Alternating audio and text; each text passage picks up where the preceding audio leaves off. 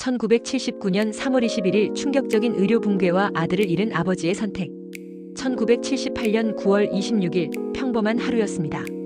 길거리에서 번데기를 사먹는 아이들, 저녁 식탁에 올려진 번데기 반찬.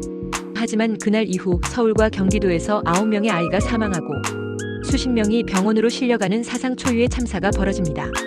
아이들은 갑자기 심한 구토와 복통, 경련을 일으키며 하나둘씩 쓰러졌습니다. 놀란 부모들은 급히 병원으로 향했지만 서울과 경기도 전역의 병원들은 병실이 없다며 아이들을 받지 않았습니다. 그렇게 소중한 생명들이 의료체계의 부실 속에서 속수무책으로 사라지고 있었습니다.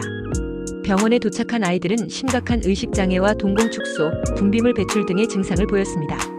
당시 전문가들은 일반적인 식중독이 아니라 독극물 중독 가능성이 높다고 지적했습니다.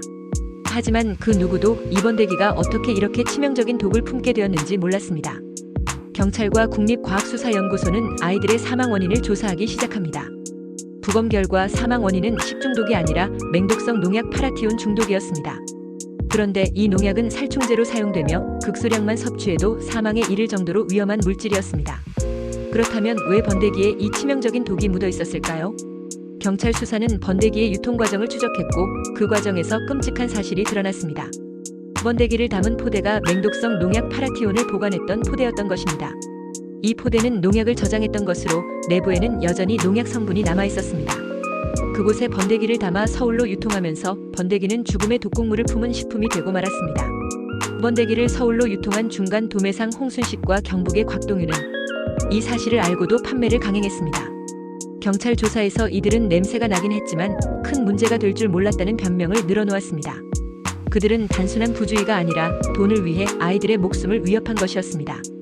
단 몇 시간 만에 자녀를 잃은 부모들은 절망과 분노에 휩싸였습니다. 특히 6살 김주용 군의 비극은 대한민국을 경악하게 했습니다. 김 군은 아버지가 시장에서 사준 번데기를 먹고 복통을 호소했지만 11곳의 병원이 그를 외면했습니다. 결국 김주용 군은 진료 한 번 받지 못하고 사망했고 1979년 3월 21일 절망한 아버지 김희철 씨는 아들에 대한 죄책감에 음독자살을 선택하고 말았습니다.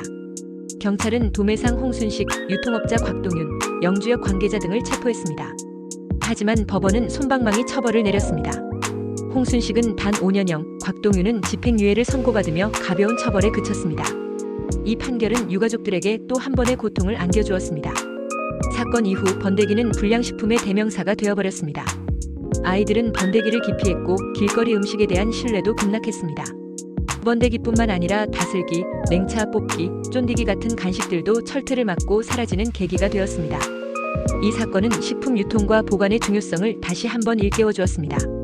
이후 식품위생법이 강화되었고 번데기와 같은 길거리 음식도 더 엄격한 규제를 받게 되었습니다.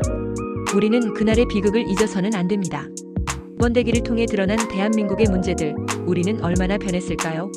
그리고 다시는 이런 비극이 반복되지 않도록 우리는 무엇을 해야 할까요? 구독과 좋아요는 영상을 제작하는 데 큰 힘이 됩니다.